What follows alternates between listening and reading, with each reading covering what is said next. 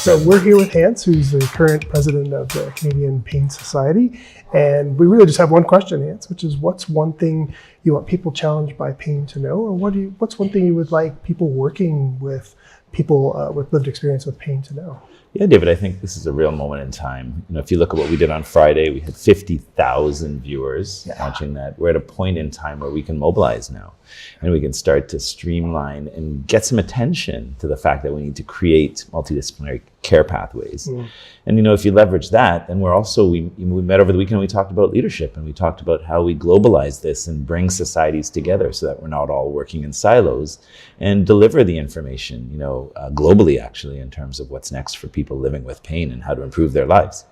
Yeah, I think that's a really great message, a really great one thing. And I can see where, and maybe you're thinking about this in some of the things that happened over the course of the conference this weekend, that like that international piece, that there's going to be common ground where things that we see in low and middle income countries are going to have similar challenges to what we might see here in rural spaces and that sort of thing. Do you see some of that happening? Or yeah, no, if we're talking about rural care, the one thing that's for sure is digital health. And getting some of these mobile technologies, ChatGPT, there are interventions that we can look at from an online perspective. I think one-to-one care is going to be tricky given our population, given the lack of physicians and resources.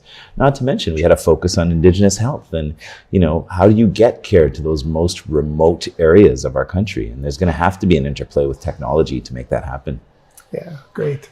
Well, thank you so much for sharing your one thing. We really appreciate it. Thank you. Thanks.